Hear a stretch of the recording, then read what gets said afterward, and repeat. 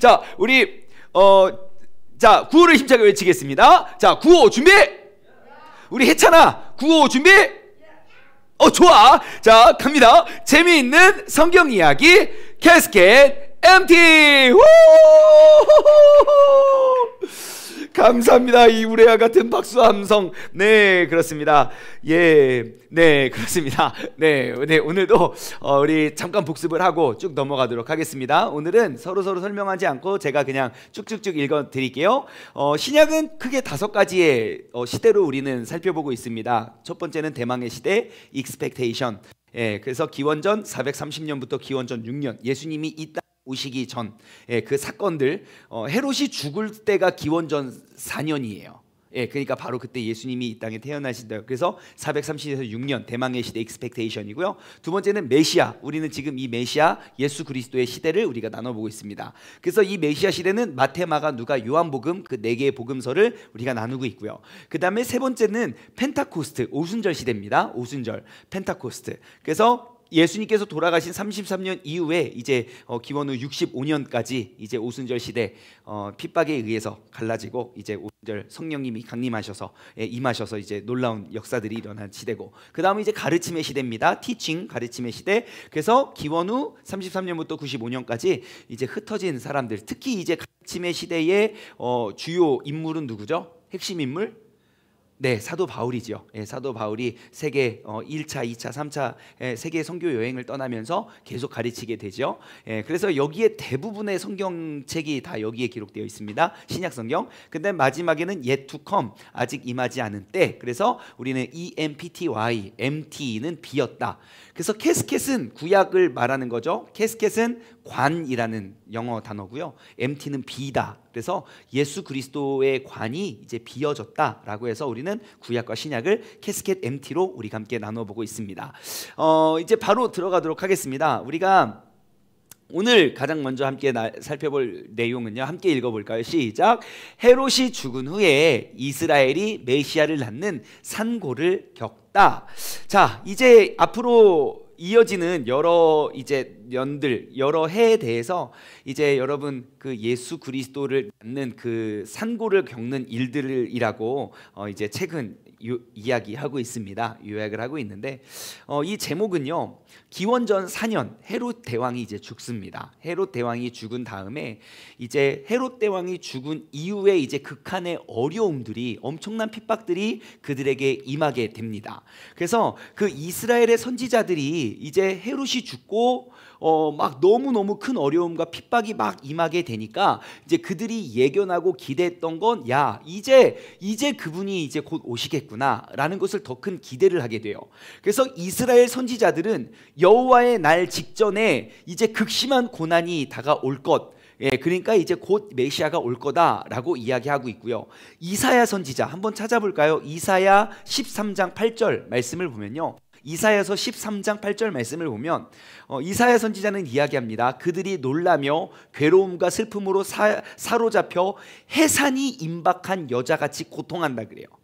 이제 해산이 임박한 그 여자처럼 고통하고 있을 때, 그때 이제 메시아가 오실 거라고 이제 예견이 되어 있다 보니까, 그래서 이번 주제를 이제 산고를 겪다라고 이제 이야기합니다. 이것은 뭐 이사야 13장 8절, 뭐 이사야 26장 17절, 37장 3절, 66장 7절, 예레미야 30장 5절, 여러 곳에도 이제 예수 메시아가 오기 이전에 우리가 쭉 이러한 사건들이 일어난다는 걸 우리가 알 수 있겠죠.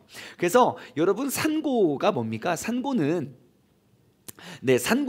바로 임신하지 못하는 여인이 그 해산하고 즐거워하는 모습으로 우리가 이제 귀결이 되고 맞춰지는 것 알고 있죠. 자, 그래서 지난 장에 이제 우리 지난 시간을 통해서 우리가 헤롯 정부가 이제 헤롯이 뭘 했습니까? 헤롯은 정통 유대인이 아니었고, 그 막 정말 야망과 그 성공 욕에 막 해서 막 부풀어 올라가지고 다른 거 다 제끼고 막 본인이 막 그 자리에 섰잖아요. 그래서 그 헤롯 정부가 했던 것 중에 하나가 거대한 건축 계획을 일으켰다는 사실을 우리가 살펴봤고요. 그리고 이제 헤롯이 다스리면 다스릴수록 정말 그 나라 백성들은 정말 점점점 힘들어졌고요. 뿐만 아니라 이 헤롯 대왕은 사람들이 힘들고 순종하지 않으니까 이 사람은 어떻게 되겠습니까? 더 포악해지겠죠. 사람들이 내 말을 안 들으니까 내 말을 듣게 하기 위해서 더 포악하고 잔인한 정치를 합니다. 그래서 정말 그 승계를 이제 앞두고 헤롯이 정말 좀 미치지 않았나 싶을 정도로, 아니 진짜 제대로 미쳤죠. 동방박사한테 사기당했다고 2살 밑에 아이를 다 죽여버렸다니까요. 근데 헤롯이 어느 정도로 미쳤냐면 그냥 그 내 피와 섞이지 않는 아이들, 여러 아이들을 죽인 게 끝난 게 아니라 자기 자식들도 막 무참히 죽입니다. 그러니까 제대로 미쳤죠. 그러니까 한 사람이 어딘가에 이렇게 푹 빠져 있고 어딘가에 크게 잘못되어 있으면 정말 나의 성곡, 나의 성취 욕망에 내가 딱 꽂히면 정말 할 짓 못할 짓 못하고 그냥 가는 것 같아요. 저는 이 헤롯을 보면서 좀 사울 노년의 그러한 마음, 좀 이게 제가 심리학을 공부하지 않았지만 좀 심리학적으로 보면 좀 뭔가 좀 비슷한 연관 관계가 있지 않나, 상관관계가 있지 않나 제가 생각해 봅니다. 그래서 이제 기원전 7년에 헤롯은 자신의 아들이었던 알렉산더와 아리스토블루스를 처형하라고 명령하고요. 그리고 기원전 6년에는요, 이제 그 동방 박사들이 와서 이제 유대의 왕이 어디 있습니까? 그 유대의 왕한테 물어봐요. 예, 진짜, 야, 그거 진짜 사회성 없어요. 아무리 생각해봐도 정말 사회성이 없는 것 같아요. 그래가지고, 아이고. 네, 그래가지고 아무튼 물어봐서 그 이야기를 듣고 이제 하나님은 또 동방 박사들에게는 환상을 보여줘요. 야, 글로 가르지 마. 헤롯 피해가. 그 도망갔더니 이제 그 속은 배신감 때문에 죽은 아이들이 엄청 많아요. 그래서 그 속았다는 사실을 깨닫고 이스라엘 아기들 다 죽이라고 명령하고요. 여러분 생각해 보십시오. 예수님이 이 땅에 오셨을 때 모든 집안에서 울려 퍼지는 그 비명 소리, 그 슬픔의 울음소리가 들렸을 거예요. 아무 이유 없이 강제적으로 모든 이제 2살 이하의 모든 남자아이들 다들 돌아다니면서 기저귀를 벗겼을 것이고 성별을 다 확인했을 것이고 무참히 죽였을 거예요. 예, 그럼 그 아이들을 또 빼돌리고 하고, 예, 그런 것들이, 예, 그런 이제 잔혹한 통치가 계속 이어졌고요. 그리고 기원전 4년 헤롯이 죽기 단 5일 전에요. 자신의 아들이었던 헤롯 안티파터, 예, 헤롯 안티파터, 이제 여기부터는 이름을 조금 기억하면 좋습니다. 헤롯 안티파터에게 안티파터를 처형하게 됩니다. 예, 결국 이제 자기 자식까지 죽이게 되는, 예, 그러한 이제 일들이 벌어지게 되고요. 아, 이게 바람 때문에인가요? 한번 꺼주시죠. 얘는 꺼주시죠. 일리가 있네요. 그럴 수 있겠네. 그렇습니다. 자, 다음 우리가 또 살펴볼 것은요, 자, 함께 읽어볼까요? 시작. 헤롯의 죽음을 둘러싼 폭력 사태에 바루스가 2,000명을 십자가에 못 박다. 네, 헤롯의 죽음을 둘러싼 이제 폭력 사태가 계속 이어지게 됩니다. 예수님이 오실 때까지. 자, 그래서 그 산고, 그 고통이 점점점 더 커지게 되면서 헤롯의 아들이었던 아켈라오가요, 이제 왕위를 물려받고 그 헤롯 아켈라오는 더 못된 사람이었어요. 그래서 유월절을 지키는 기간에만 그 유대인들을 3,000명을 죽여버립니다. 3,000명을 죽여버리고요. 그리고 이제 그 당시 로마 전체, 그 로마의 총독이었던 바루스라는 사람이 정말 잔인하고 혹독하게 이러한 문제들을 헤쳐나가면서 정부에 저항한 죄로 이스라엘, 야, 니들 유대인들 다 나와. 그래서 2,000명을 십자가에 그냥 못 박아버립니다. 그 십자가라 함은 가장 잔인하고 가장 처참하게 사람을 죽일 수 있는 방법이죠.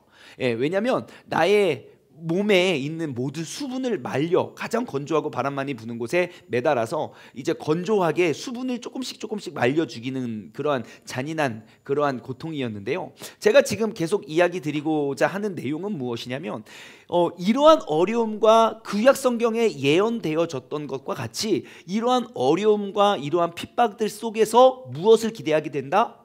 메시아가 이 땅에 온다는 것을 기대하게 된다는 거예요.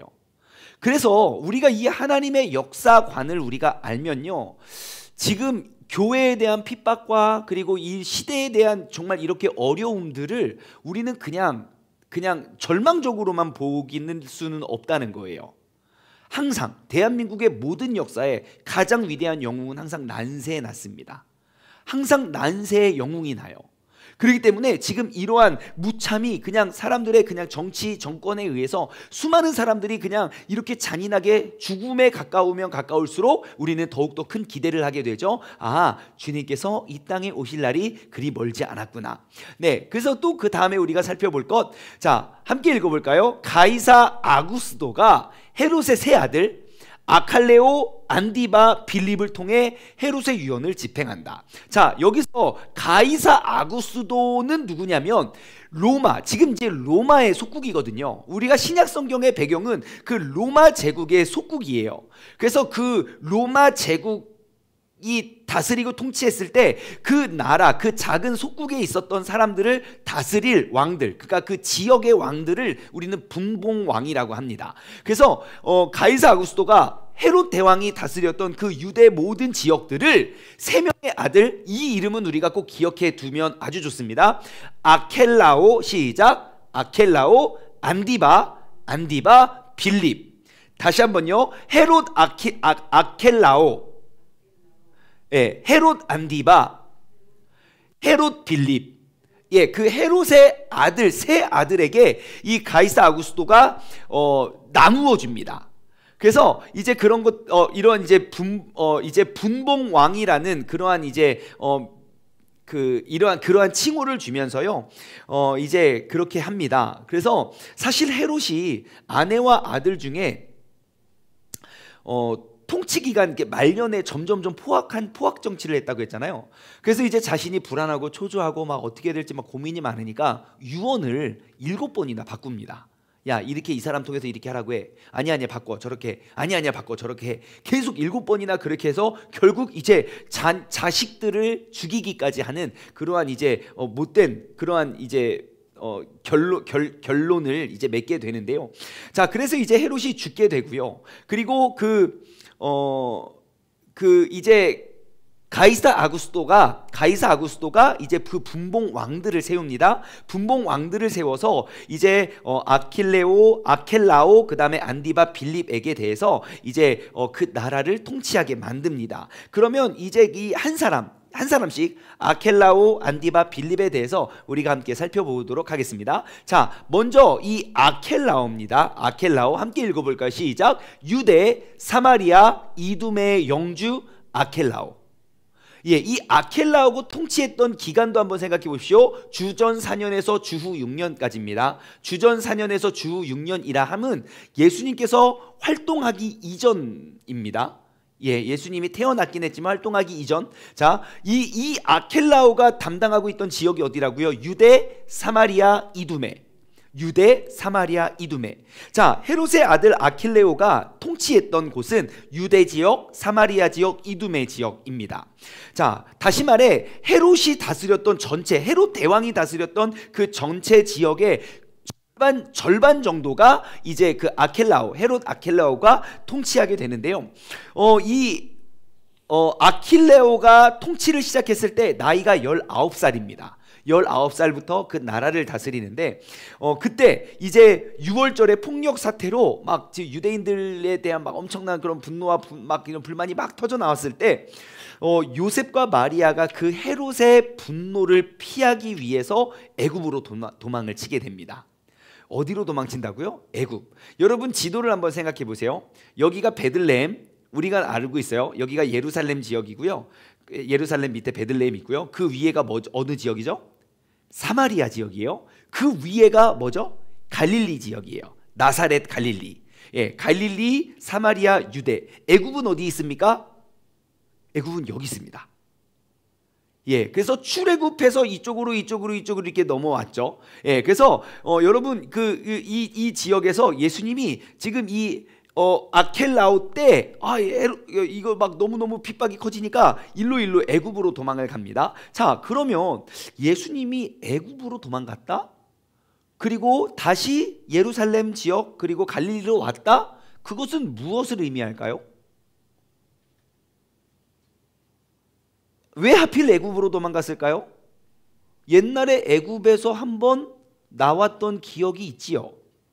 언제입니까? 출애굽 때요. 출애굽 때 그렇게 430년 동안 포로로 매여 있던 그 사람들이 출애굽해서 애굽으로부터 가나안 땅으로 왔잖아요. 다시 말해 예수님께서 이제 다시 애굽으로 가서 돌아왔다는 것은 이거 두 번째 출애굽을 성취한 겁니다. 하나님의 백성을 약속하고 그들의 노예로 있던 그들을 출애굽시켜서 하나님의 백성을 이루었다면, 그렇게 억압받고 핍박받았던 그 민족들을 다시금 구원하기 위해서 예수님을 이 땅에 보내셨을 때 다시금 애굽으로 가서 다시금 그 출애굽을 기억하게 만들었다는 것이죠. 그래서 마태복음에 보면, 마태는요, 요셉이 그 아킬레오가 아버지, 말씀 한번 찾아볼까요? 마태복음 2장 22절 23절. 마태는 이 사건을 기록하고 있어요. 여러분, 우리가 성경을 그냥 호로록 지나가면 이런 아킬레오 이런 이름 잘 모르거든요. 근데 성경에 다 나와 있어요. 자, 2장 22절 23절 볼까요? 자, 그러나 아킬레오가 그의 아버지 헤롯을 이어 유대에 임금됨을 듣고, 자, 지금 이 아킬레오가 다스렸던 곳이 어디입니까? 유대, 사마리아, 이두메입니다. 헤롯 대왕이 다스렸던 거의 절반 정도예요. 그가 듣고 거기로 가기를 무서워하였더니 꿈에 지시함에 따라 어디로 갑니까?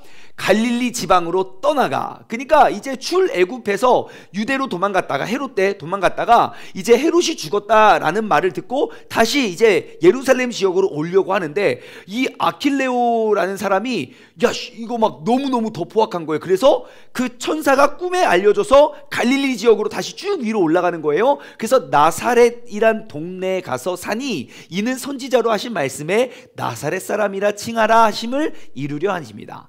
그래서 나사렛에 있는 예수예요. 나사렛 예수. 그러니까 그 유대인들로서는 나사렛에 어떻게 선한 게 나올 수 있어? 만약에 우리의 구원자가 온다면 절대로 나사렛 그 지방 그 시골에선 오지 않아. 이 유대 땅 아니면 이 예루살렘 아니면 이 베들레헴에서 나오는 거지. 근데 하나님께서는 그 모든 약속을 성취하신 후에 다시 애굽으로 보내시고 다시 위에 갈릴리 지역으로 해서 예수님을 그 갈릴리에서 자라나게 하시죠. 그래서 우리는 나사렛 사람. 근데 정말 신기한 건 뭔지 아십니까? 이 나사렛이라는 단어가 히브리 말로요, 히브리 말로 나사렛이라는 단어의 의미가요, 가지예요. 가지. 근데 그 가지는 뭐냐면 이사야서 11장 1절 말씀 보면요, 다윗 가문에 가지가 이새의 줄기에서 나올 것을 암시하고 있어요. 참 신기하죠? 다윗이 어디 사람이에요? 베들레헴이에요. 예수님이 베들레헴에서 나셔요. 다윗의 고향에.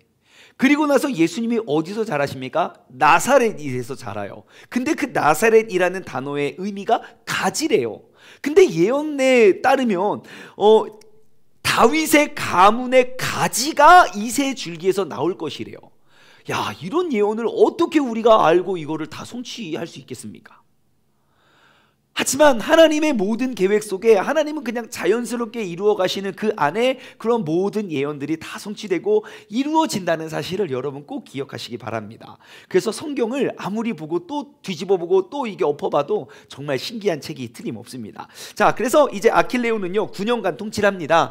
주전 4년에서 주 6년까지 통치를 하고요. 주 6년에 자신의 이제 무능함이 이제 다 막 드러나서 이제 쫓겨나요. 그리고 다시는 왕의 직함을 얻지 못합니다. 자, 그게 이제 아켈라우고요. 두 번째, 이제는 안디바입니다. 안디바. 안디바는요 갈릴리와 베레아의 분봉왕, 갈릴리 지역과 베레아 지역을 다스렸던 게 안디바입니다. 예, 그 헤롯 대왕 중에 자 갈릴리와 베레아 지방입니다. 자, 헤롯의 아들이었던 안디바는요 이제 갈릴리하고 베레아 지역의 분봉왕, 이제 그쪽을 담당하는 그런 왕이 되는데요. 통치를 시작했을 때 나이가 17살입니다. 우리 중현이가 17살이니? 18! 야, 왕 2년 차다, 야. 왕 2년 차. 우리 중현이 나이가 되어서 이제 나라를 다스리게 되었죠. 자, 그리고 이제 안디바는요, 안티파스라고도 하죠. 예, 굉장히 유명한 사람인데 안디바가요 40년 이상 통치를 합니다. 그래서 이제 헤롯과 사마리아인 말다케의 아들, 그러니까 헤롯과 그 말다케라는 사마리아인에서 난 그 아들이었고요.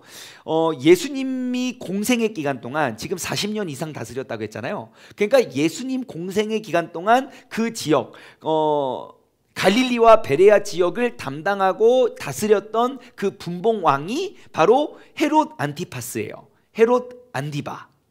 예, 그래서 이제 그 지역을 다스렸던 분봉왕이기 때문에 신약 성경에 보면 헤롯 안디바는 많이 등장을 합니다. 자, 그리고 이 헤롯 안티파스에 대한 이제 또 일화는요, 세례 요한이죠. 그 침례 요한이 그 누가복음 3장에 보면 이제 침례 요한이 감옥에 잡히는 그런 이제 사건 기억하실 거예요. 이제 침례 요한이 헤롯에게 가가지고 야, 너 이렇게 가족끼리 니네 이제 가족끼리 그 안디바의 동생이거든요.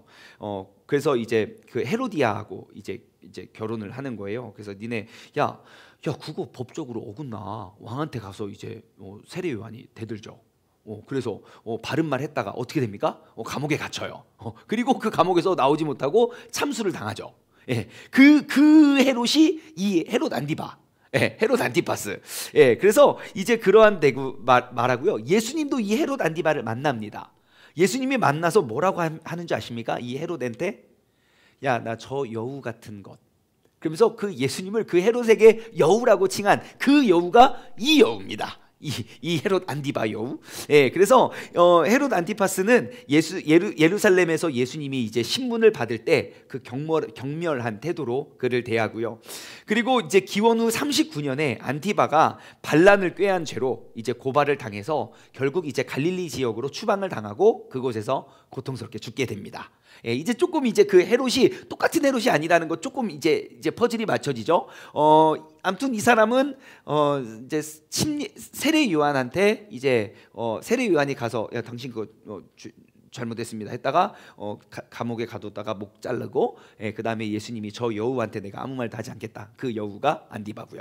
자, 그 다음 이제 헤롯 빌립입니다. 헤롯의 아들 빌립. 자, 빌립이 다스렸던 지역은 어디입니까? 북영토의 분봉왕 빌립입니다.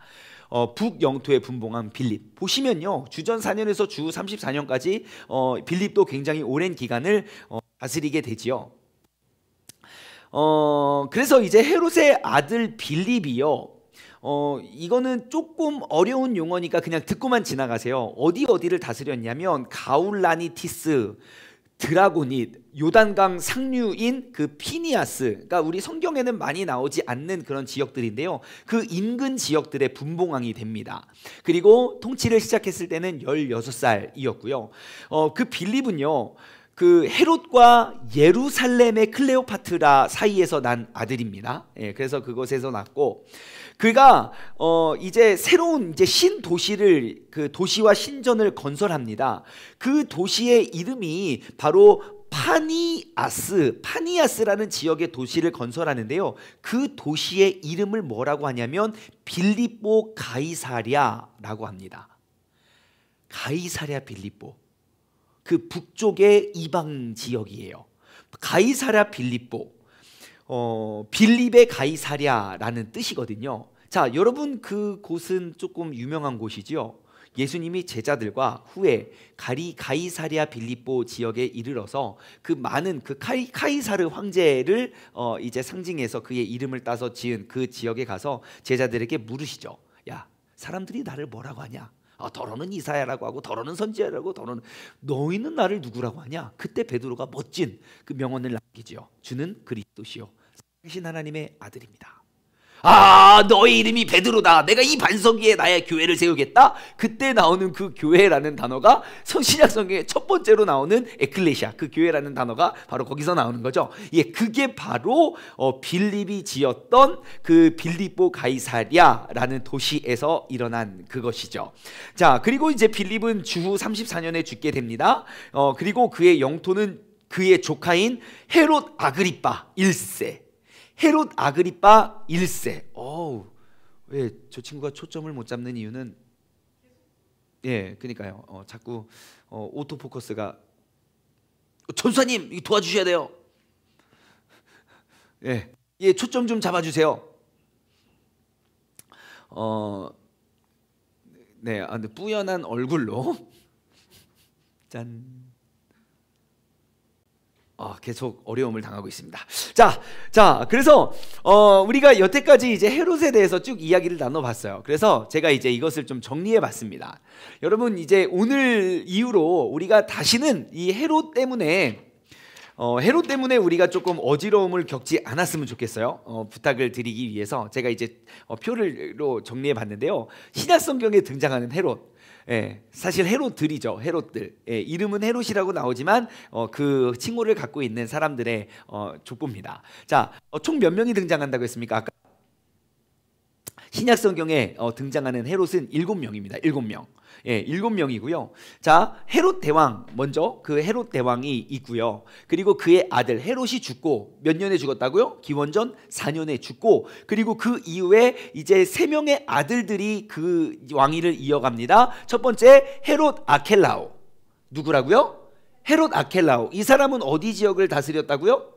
유대와 사마리아 그리고 그 이두메 지역을 다스렸고요. 자, 그리고 그 두 번째는 누구냐면요, 헤롯 안디바, 헤롯 안티파스. 예, 헤롯 안디바가 어디를 다스렸다고요? 저 위에 갈릴리 지역 맞죠? 네, 갈릴리하고 베레아 지역, 예, 그쪽을 다스렸고요. 이 헤롯 안디바는 어떻게 우리가 기억하면 좋다고요? 예, 세례 요한이 야 당신 그거 잘못했잖아. 그래서 세례 요한 감옥에 가둔 사람. 예수님이 야 저 여우 그 여우가 헤롯 안티파스, 헤롯 안디바고요. 또 이제 헤롯 빌립이죠. 헤롯 빌립은 어떠한 뭘 기억하면 돼요? 가이사랴 빌립보. 예, 그 카이사랴 빌립보. 그래서 헤롯 빌립은 그 주변 지역, 그 유명하지 않은 그 북쪽에 있는 주변 지역을 다스렸던 사람이고요. 자, 또 이제 성경에, 신약 성경에 나오는 헤롯은 또 누구냐면요, 바로 헤로디아입니다. 헤로디아는 뭐냐면요, 헤롯이라는 것은 남성을 의미하고요, 헤롯의 여성 이름이 헤로디아예요. 예, 그래서 헤로디아는 어디 나오냐면 예수님이 태어났을 때 유대 왕이었던 그 헤롯 대왕의 헤로디아는 헤롯 대왕의 손녀입니다. 헤롯 대왕의 손녀고, 그 권력을 지금 헤로디아, 성경에 혹시 헤로디아 기억나십니까? 이 사람 뭐 한 줄 아세요? 세례 요한의 목을 수반에 담아 오라고 했던 여자가 헤로디아죠. 헤롯의 손녀입니다. 손녀. 예, 그리고 헤롯 빌립이 죽고 이 왕권을 누구한테 물려줬다고요? 헤롯 아그리파 1세. 그래서 헤롯의 손자, 헤롯의 손녀 헤로디아. 예, 아무튼 헤롯 가문이 다 말아먹었어요. 예, 그리고 마지막으로 한 명 더 나오는 게 헤롯 아그리파 1세 다음에 나오는 사람이 헤롯 아그리파 2세예요. 신약 성경에 나오는 헤롯들입니다. 자, 이제 조금 정리가 되셨죠? 한 번만 더 하고 넘어갈게요. 자, 자, 복습. 우리 유튜브 잘 따라하고 계십니까? 네.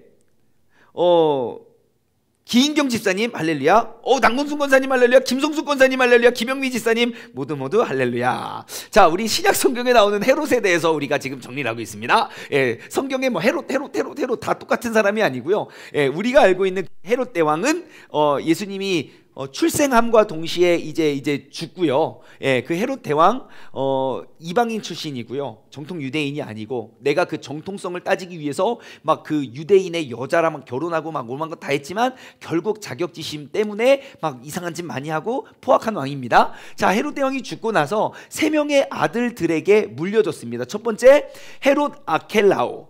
헤롯 아켈라오가 다스렸던 지역은 유대와 사마리아 그리고 뭐 이두메 지역. 자, 그 다음에 두 번째 헤롯 안디바, 헤롯 안티파스. 헤롯 안디바는요 어디를 다스립니까? 그 갈릴리와 베레아 지역. 예, 그리고 헤롯 안티파스는 우리가 어떻게 기억해야 되냐? 세례 요한이 찾아가가지고 당신 그거 잘못했잖아, 가족끼리 결혼하면 어떡해, 그래가지고 감옥에 집어넣고 결국 그를 죽이고, 예수님이 나중에 고통 당하실 때 저 여우에게 내가 가서 말도 안 하겠다 했던 게 헤롯 안디바. 그 다음에 이제 헤롯 빌립입니다. 헤롯 빌립은 우리가 무엇을 기억해야 되냐면 가이사랴 빌립보, 예, 지역을 기억하면 됩니다. 자, 그리고 또 기억해야 될 것은 이제 헤로디아, 헤롯 대왕의 손녀입니다. 헤로디아가 침례 요한, 세례 요한의 목을 자른 그 여인이고요. 그리고 그의 손자 헤롯 아그리파 1세는 헤롯 빌립 이후에 왕위를 이어가고, 헤롯 아그리파 1세 다음에는 헤롯 아그리파 2세가 그 왕위를 이어가게 됩니다. 자, 그래서 여러분들 이 7명의 사람들을요, 여러분 꼭 기억하시고, 우리가 이제 성경을 읽을 때 그놈이라고 하면 안 되죠. 그 사람이 그 사람이구나, 우리가 좀 알고 보면 굉장히 성경을 이해하기 참 좋을 것 같습니다. 아무튼 오늘 이후로 여러분들은 다시는 두 번 다시 이 사람들의 이름을 헷갈리지 마시고요. 헤로디아가 그 침례 요한, 세례 요한의 목을 잘랐다면 헤롯 아그리파 1세가 무슨 일을 했냐면요, 헤롯 아그리파 1세는요 세베대의 아들 야고보를 죽입니다. 그 야고보를 처형한 사람이고요. 그리고 헤롯 아그리파 2세는 헤롯 대왕의 증손자이고, 그리고 헤롯 아그리파 2세는 누구랑 연관이 있냐면 사도 바울과 연관이 있습니다. 그래서 사도 예수 그리스도를 전하는 사도 바울의 말을 들은 사람이 이제 헤롯 아그리파 2세라는 것. 그래서 결국 그 우리 차트에 보시면요, 이 헤롯 가문을 쭉 소개하고 있는 여기에는 그게 없네요. 아무튼 여러분, 헤롯은 파란 왕관이 될 수 없습니다. 헤롯은 항상 빨간 왕관이 되었다는 것을 정통이 있는 사람이 아니었다는 걸 여러분 꼭 기억하시기 바랍니다. 자, 여기까지 우리가 좀 많이 달려왔으니까요, 기지개 한번 피고 오늘 또 뒤에 더 재미있는 이야기를 한번 나누도록 하겠습니다. 자, 다시 한번 광고를 드리면, 여러분 우리 영상을 통해 함께 하시는 분 중에 세종시에 거주하고 계신다, 다음 주부터는 현장으로 나오셔도 법적으로 전혀 문제가 되지 않으니까요, 여러분 많이 찾아와 주시길 바라겠고요. 또 그 광고를 듣고 달려오신 집사님, 박수 짝짝짝. 박수를 보내드립니다. 자, 우리 목 한번 풀어볼까요? 하나, 둘, 셋, 넷, 다섯, 여섯, 일곱, 여덟, 둘, 셋, 넷, 다섯, 여섯, 일곱, 여덟. 한 가지 광고가 더 있네요.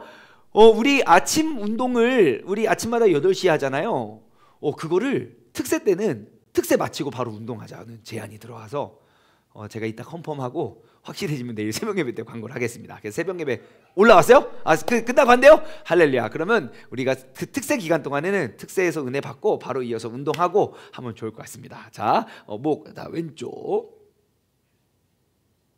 당기시고, 이쪽이 엄청 당겨야 정상입니다. 자, 바로 오른쪽 쭉 당겨주시고, 자, 두 손을 딱 붙이시고, 여러분 여기 팔꿈치를 붙이셔야 돼요. 그 다음에 손을 이렇게 펴시고 위로 하더니 등을 꺾 냅니다. 그 등은 가만히 있고 목만 쭉 여기 붙이시고, 팔꿈치 붙이시고, 그 다음에 깍지를 끼시고 내리시고. 우리 남곤순 권사님 지금 목에서 우지직 감사합니다. 우지직 감사합니다. 자, 이제 몸을 좀 풀었으니까요, 우리 마지막 조금만 더 우리가 함께 나눠보도록 하겠습니다. 자, 이제 다음 사건은요, 자, 함께 읽어볼까요? 시작. 유대가 다시 한번 제가 좀 오타가 나가지고 다시 시작. 유대가 행정관이 다스리는 로마 속주로 바뀐다. 자, 그 유대 지역이 이제 다시금 로마의 속주로 바뀝니다. 자, 유대가 그 독립권을 가지고 있었는데 그 독립권을 잃어버리게 됩니다. 그리고 또다시 그냥 그 로마의 속주로 바뀌게 된 때가 바로 기원후 6년 헤롯 아켈라오가 이제 그의 무능력에 의해서 잘리게 되거든요. 그래서 그가 지금 그의 무능력으로 그 분봉왕의 역할을 잘 감당했으면 좋겠는데 그가 그 역할을 잘 못하니까 로마 정부에서는 그를 자르고 다시 그냥 로마가 다스리는 지역이 돼버린 거예요. 그래서 그 유대 행정관이 다시 그 로마의 속주로 이어지게 됩니다. 그래서 이제 그 로마 제국에서는 그 유대 땅을 다스리는 이제 행정관이죠. 행정관의 또 다른 용어는 총독입니다. 그래서 유대 총독이라는 말이 거기서 나오는 거예요. 그래서 이제 로마에서는 그 분봉왕 헤롯 아칼레오가 잘해야 되는데 정치를 못하니까 야, 너 나와 하고 잘리고 9년 만에 그 다른 지역 헤롯 빌립이나 헤롯 안티파스 이런 사람들은 그래도 30년 40년 쭉 이제 정치를 하거든요. 요놈이 그러니까 우리가 준비되지 않으면 아무리 좋은 자리에 앉혀놔도 다 떨어지게 되는 것 같아요. 그러니까 우리가 젊었을 때, 우리 진원아, 우리 뭐를 쌓아야 돼요? 인맥. 야, 인맥도 중요한데. 인맥보다 더 인맥도 진짜 참 중요하다, 야. 근데 인맥 가지고 지금 이 헤롯 저기가 아켈레오가 인맥으로 지금 여기 왕위에 올랐는데 잘려. 9년도 못 넘기고 잘려요. 뭐가 부족해서 그랬을까? 실력. 그러니까 지금부터 실력을 기여해야 돼요. 우리 중현이 잘 듣고 있나요? 우리 김한빛 어디 갔어? 김한빛, 실력을 길려야 된다. 알겠지? 실력을 길리면 살아남습니다. 자, 그래서 아무튼 우리 로마 황제가 이제 직접 그 행정관, 그 총독을 세워서 직접 다스리게 되는데요. 그럼 그 총독의 임무는 무엇일까요? 그 총독이 다스렸던 임무는요, 무엇이겠습니까? 일단 세금 다 걷어서 내는 거죠. 네, 세금. 그러니까 그 세금이 정말 말도 안 되는 많은 이제 세금을 걷게 되었어요. 그리고 이제 법을 집행하고, 그리고 로마 군대, 그 로마 군인들의 이제 부대를 지원하고 또 지휘하고요. 그리고 말 안 들으면 그냥 자신의 권위로 다 그냥 그 평화를 유지하는 것이고, 그리고 이제 그러한 일들을 이제 보통 지냈습니다. 그래서 우리가 여기서 또 다른 이름들이 나오는데, 이 이름은 여러분 기억하지 않으셔도 돼요. 그냥 듣고 지나가세요. 중요한 거는 이 유대의 행정관이, 그러니까 분봉왕이 아니라 유대 행정관이 그 유대 땅을 다스리게 되었다는 것. 그래서 그 행정관으로 이름이 임명받았던 사람들이 코포니우스, 그 다음에 마르쿠스 암비블루스, 아니우스 루푸스, 말레리우스 그라투스라는 사람들이 있지만 몰라도 돼요. 성경에 안 나오니까. 하지만 우리가 기억해야 될 사람, 5번째 행정관이, 5번째 총독은 알면 좋아요. 그의 이름이 바로 본디오 빌라도입니다. 예. 그래서 본디오 빌라도는요, 유대의 왕이 아닙니다. 로마의 행정관이에요. 이제 조금 이제 그림이 그려지시죠? 그냥 그 사람이 아니라 지금 유대 땅만 헤롯의 아들이 다스리지 않아요. 예, 헤롯 아칼레오가 정치를 잘못해서 이제 실력이 부족해서 잘려요. 그래서 이제 다시 로마가 직접 다스리는 그 총독을 세우는데, 그 행정관을 세우는데, 5번째 행정관이 본디오 빌라도, 그 예수님께서 사역하실 때 유대를 다스렸고 십자가형을 주관했던 사람이 본디오 빌라도, 폰티오스 필레이트. 그래서 본디오 빌라도에게 고난을 받으사 십자가에 못 박혀 죽게 되시죠. 자, 그래서 이제 그 로마의 총독들, 로마의 행정관들이요, 어떻겠습니까? 나는 로마인이잖아요. 그러니까 유대를 다스리잖아요. 그 유대인들은 어떻게, 인간 취급도 안 했겠죠. 일제 시대에 일본 사람이, 일본 순사가 한국 와서 한국 사람은 어떻게 했겠습니까? 굉장히 경멸하고 힘들게 하고 무시하고, 그리고 막 인간 취급을 안 했겠죠. 마찬가지입니다. 그래서 그들을 굉장히 경멸했고요. 그리고 뇌물과 부패를 통해서 자신의 이제 사리사욕을 채우기 시작했죠.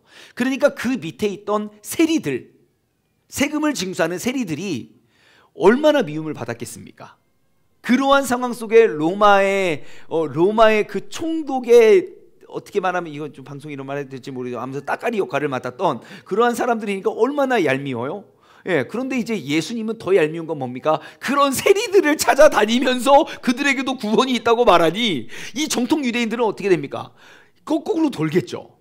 이러면 더 이해가 돼요. 왜 예수님을 그렇게 경멸하고 왜 이렇게 싫어하고 결국 예수님을 잡아 죽였는지 우리는 알 수 있게 되죠. 그래서 아무튼 유대가 그 아켈레오가 잘리고 행정관, 총독이 다스리는 나라가 되었다는 걸 기억하시기 바랍니다. 다음 시작. 구레뉴의 인구조사. 갈릴리의 유다가 반란을 일으킵니다. 자, 사도행전 5장의 내용이고, 이 고대사라는 책 이제 18장에 나오는데요. 자, 구레뉴의 인구조사가 이제 시작이 됩니다. 가이사 아구스토가 이제 그 로마의 황제입니다. 거기는 로마 전체의 황제. 가이사 아구스토가 저명한 로마의 원로의 의원이었던 구레뉴. 예, 그 역사적으로 그 구레뉴의 이름은 퀴레니우스라는 사람이에요. 그 사람을 이제 유대로 보냅니다. 그리고 이제 새로운 속주에 인구조사를 시행하도록 합니다. 왜 인구조사를 할까요? 세금을 걷기 위함이죠. 인구를 파악해야 어느 정도 세금이 거쳐지는지 우리가 명확히 알 수 있기 때문이죠. 자, 그래서 이제 구레뉴 인구조사가 이스라엘 내에 막 굉장히 폭력적으로 일어나니까 사람들이 어떻게 하겠습니까? 인구가 일단 조사가 되고 파악이 되면 다 어차피 노예고 식민지로 우리가 살아봐야 할 수밖에 없기 때문에 너무너무 괴롭죠. 그러니까 이 인구 조사로 이스라엘 백성들을 다 노예로 만들기 위한 이제 사전 작업인 거예요. 사전 작업. 그러니까 막 그런 거 막 사전 작업이라고 주장하면서 막 사람들이 막 딱 자유를 외치라고 막 촉구를 합니다. 자, 그래서 요세푸스라는 그 역사가는요, 이 반란의 저항 중에 이제 그 저항 운동이 막 이제 시작이 된 거예요.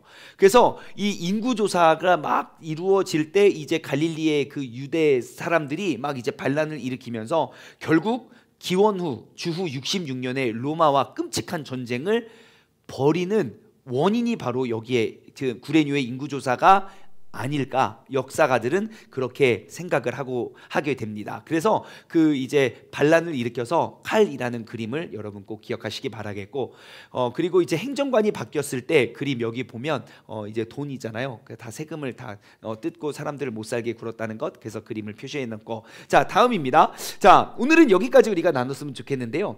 여기 이제 유명한 이 이름들이 나옵니다. 함께 읽어볼까요? 시작. 사두개파, 바리새파, 에세네파, 열심당원 들이 하나님의 공의를 구하다. 자, 이 파들은 뭐냐면요, 예수님의 공생의 당시 이제 종교적인 배경을 우리가 함께 나눠보길 원해요. 그 종교적으로 그들이 모여서 이렇게 주장했던 그러한 이제 모임 그룹들이 있어요. 그 대표적으로 4개의 파들입니다. 사두개파, 바리새파, 에세네파, 열심당원. 이 4개의 그룹들이 이제 종교를 이제 그들만의 신념을 가지고 종교 생활을 했는데 이 그림에는 다들 의미가 있을 거예요. 그래서 오늘 여기까지 우리가 나눴으면 좋겠어요. 자, 먼저 사두개파입니다. 사두개, 세듀시스라는 사두개. 자, 사두개파는요, 굉장히 보수적인 정치 집단이었어요. 그 종교적으로 굉장히 보수적이어서 이제 유대 사회의 상류층에 있는 사람들이 다 사두개파였어요. 그래서 대부분이 이제 제사장의 가문이었고 귀족들과 명문 가족들이 다 사두개파인 거예요. 그들의 신앙과는 굉장히 보수적이었어요. 그래서 이 그림은 그 뭐 제사장들이 뒤집어 쓰는 이제 그런 것들로 상징적으로 기록해 놨어요. 근데 사두개라는 그 명칭이 어디서 나왔냐면요, 다윗과 솔로몬 시대에, 혹시 이거 유튜브 질문, 다윗과 솔로몬 시대의 대제사장 이름 혹시 아십니까? 2글자입니다. 다윗과 솔로몬 시대의 대제사장이었던 열왕기상 1장에 나오는데요. 이건 유튜브에게 한번 대답을 한번 들어보도록 하고 우리는 진행하도록 하겠습니다. 진행이 안 되겠네. 정답을 드리도록 하겠습니다. 그 사두개라는 그런 명칭이 어디서부터 왔냐면요, 다윗과 솔로몬 시대의 대제사장이었던 사독, 그 사독이라는 이름에서 나온 단어예요. 그래서 사두개라는 이제 파고요. 사두개인들은요, 성전 예배를 주관하는 그 산헤드린 공회원, 그러니까 최고의 법률 자문위원들도 구성이 되어 있고요. 아무튼 굉장히 그 과문, 그 제사장과 귀족들 출신이라는 것, 사두개인들입니다. 그래서 사두개인들은 성경에 이제 처음 5권이죠. 모세오경, 토라라고. 오, 정답이 올라오고 있어요. 우리 여성지 지사님, 예, 듣고 말씀하셨나? 올려주신, 아무튼 감사합니다. 자, 정답. 자, 그래서 아무튼 그 사두개인들은 성경의 5권, 그 토라를 기원한 법률을 만들고 그것을 굉장히 인정하고 그들을 따랐습니다. 그래서 그 사두개인들을, 그 사두개파를 막 반대하고 저항했던 세력들이 있었어요. 니들 잘못했어, 우리가 정통이야. 니들 잘못했어, 우리가 정통이야. 그 사두개인들과 정면으로 부딪혔던 파가 누구냐? 바로 바리새파입니다. 바리새파. 그래서 그 바리새인들이었는데요, 사두개인들은 육체의 부활과 상급과 처벌의 교리, 그리고 뭐 구전의 율법을 정당성을 막 부정함으로써 바리새인들이 맞서 싸운 거예요. 예, 그래서 이 사두개파들은 그 교회 초기까지, 그러니까 초기 기독교까지 이제 쭉 이어지다가 기원 후 70년에 그 성전이 완전히 무너지면서 사두개인들이 완전히 없어집니다. 그래서 이제 그 이후에 사두개파들이 남겨놓은 그런 역사나 그들의 행적들은 기록이 되지 않았어요. 그래서 기원 후 70년에 완전히 무너진 게 사두개파. 이 그림을 기억하세요. 제사장과 고위층 간부 귀족들. 자, 두 번째는 이제 바리새파입니다. 바리새파. 자, 바리새파는요, 신약 우리 그 차트에, 우리 그 캐스켓 차트에 보면 이 두루마리 성경이 있죠. 그 토라 두루마리로 나타내는데요. 그 예수님 시대에 가장 큰 영향력을 발휘했던 종교 지도자들이 종교 및 정치 지도자들이 바로 바리새파입니다. 그래서 그 역사가 요세푸스에 의하면 그 1세기에 이스라엘은 약 6,000명 정도의 바리새인들이 있었고요. 바리새파는 언제 어떻게 인기를 끌었냐면요, 사두개파는 그 고위 귀족들과 그 고위 간부들이잖아요. 바리새인들은 누구냐면요, 평신도 운동이었어요.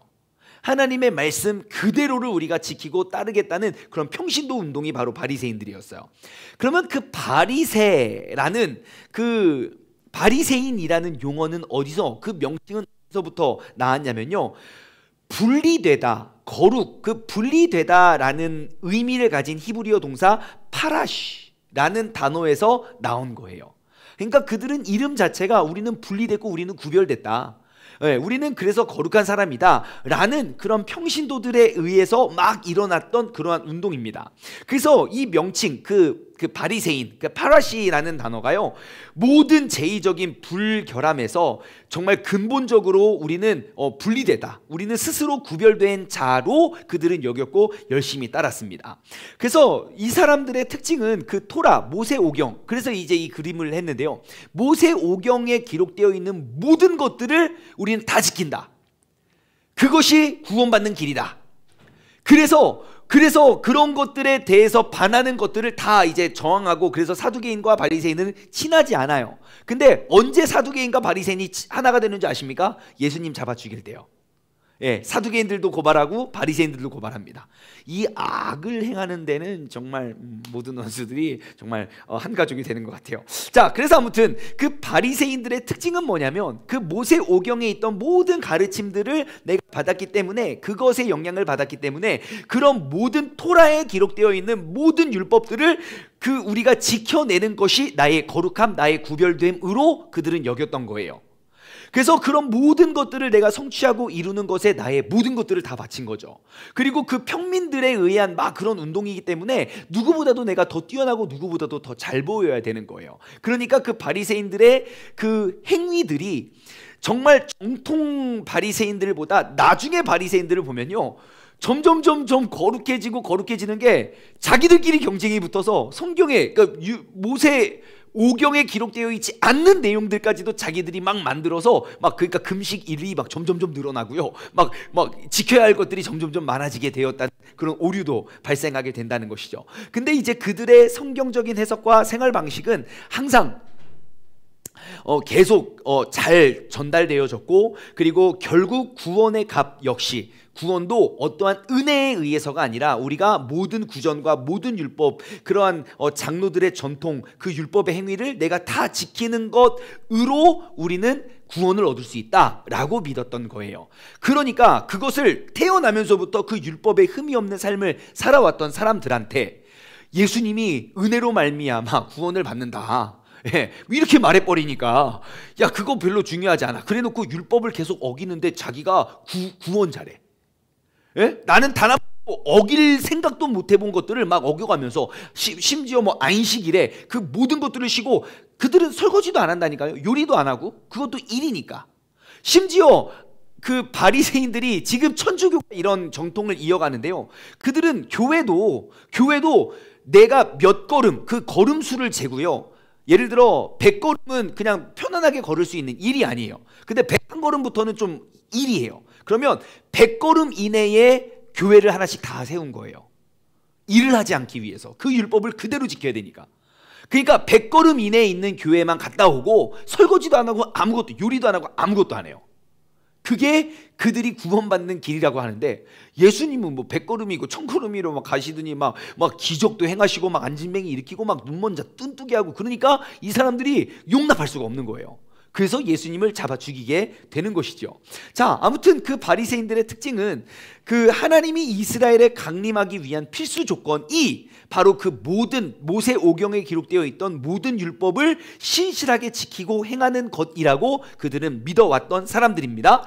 자, 그래서 이제 예수님께서 성경을 다르게 풀어주시죠. 예수님의 가르침들에 대해서 그것이 용납할 수가 없는 거예요. 그들이 갖고 있던 생각과 그런 사고에 어긋나 있기 때문에 용납할 수 없고 결국 예수님을 죽이게 되죠. 그런데 이 바리새인들의 율법들이 얼마나 튼튼하고 얼마나 율법적으로 정말 그 신명기 뭐 5장 6장 이런 데 보면 6장에 보면 쉐마 이스라엘 그러면서 이스라엘아 들어라 그러면서 그 여호와의 율법을 정말 너희는 새벽부터 집에 올 때든지 길을 갈 때든지 여기 새기고 여기 막 하고 막 길을 하잖아요. 그래서 정말 잘 가르친 결과 바리새파들의 관점이 나중에는 히브리어 이런 교재들로 다 나와 있는데요. 미시나, 토셰프타, 탈무드, 미드라시 그러한 이제 유대인들의 그런 지성을 가리키고 남겨줄 수 있고 토론하고 뭐라고 합니까? 그거를 토론하는 거 뭡니까? 갑자기 생각해. 유대인들 교육 방법 하브루타, 예, 하브루타. 그러니까 그런 지혜와 지식을 함께 나누고 공부하고 공유할 수 있는 그러한 것들을 많이 남겼죠. 그래서 지금도 미시나나 탈무드나 미드라시나 토셰프타나 이러한 것들을 통해서 그들의 지혜가 고스란히 남겨지고 지금까지 이어지고 있는 게 바리새파고요. 자, 세 번째는 에세네파입니다. 에세네파는요, 이제 이 두루마리를 담아놓은 이게 뭡니까? jar. 이게 뭐예요? jar. 이거 뭐예요? 항아리 감사해요. 항아리를 그림을 이렇게 상징을 했는데요. 자, 이 에세네파는 어떠한 사람이냐면요. 광야에 대한 이제 공동체를 세우면서 이제 타락한 세상에 이제 응하게 되었는데요. 그 에세네라는 이름은 어디서 왔냐면 율법을 행하는 자. 그래서 행하는 자라는 의미를 가진 헬라어 분사 오세에서 온 게 에세네파예요. 그래서 이 사람들은 행하는 자. 예, 그래서 이 사람들은 에세네파는 사두개인들과 아주 유사하게 예식을 지켰어요. 그래서 에세네파는요 정말 매일매일 그러니까 인생의 루틴이 다 짜여져 있어요. 예, 인생에 그러니까 아침에 눈을 떠서부터 뭘 해야 되고 철두철미하게 지켜서 그것을 마치 어떠한 의식처럼 행하게 됐는데 우리는 이제 우리의 삶의 루틴을 막 짜잖아요. 요즘 생활 어떻게 합니까 짜는데 이 사람들은 그냥 다 정해져 있는 거예요. 그래서 이 사람들의 루틴은 이렇습니다. 매일 아침 예식을 따라서 물에 들어가야 됐고요. 물에 들어가고 그 다음에 이제 기도합니다. 기도 후에는 공동 식사에 참여했고요. 그 후에는 하루 종일 성경 공부하고 해석에 전념을 했고요.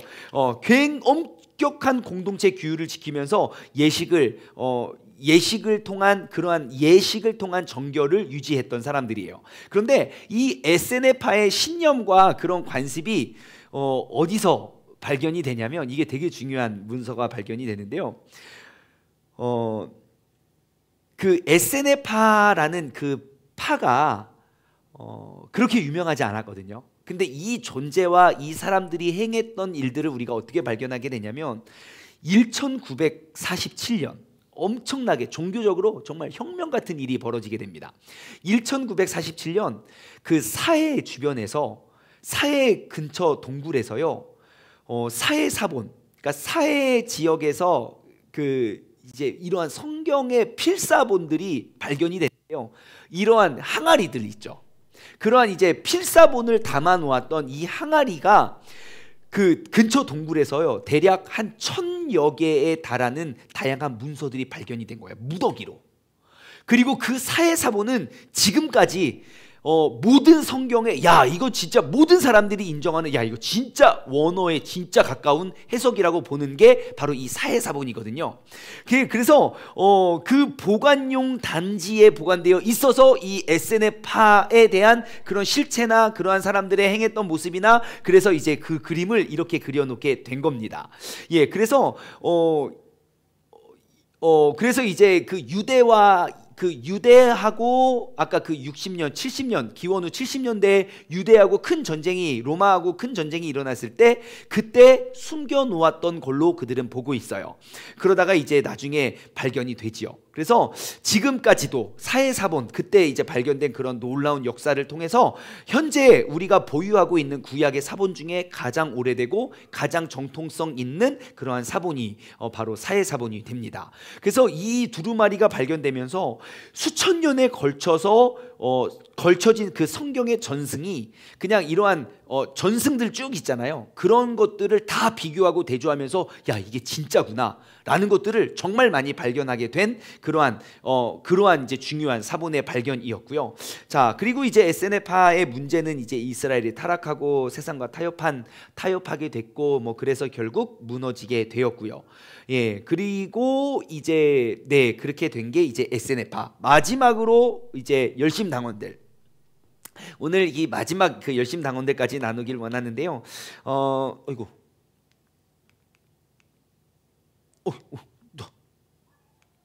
네, 이 열심당원들은요, 이제 이 칼로 우리가 표시를 하는데 여기 칼이 하나가 없어졌네요. 아무튼 열심당원 칼입니다. 칼이 또 하나 있는데 열심당원들은요, 우리가 무장하고 저항하는 것만이 우리가 로마 권력에 대한 이제 올바른 태도다. 그러니까 독립투사 같은 사람들인 거예요. 독립투사 같이 우리가 지금 우리가 여기에 우리가 굴하면 안 된다. 우리가 열심당원으로 우리가 다 대응해야 된다. 그래서 그들이 늘 외쳤던 구호가 있습니다. 왕이 아니라 하나님을.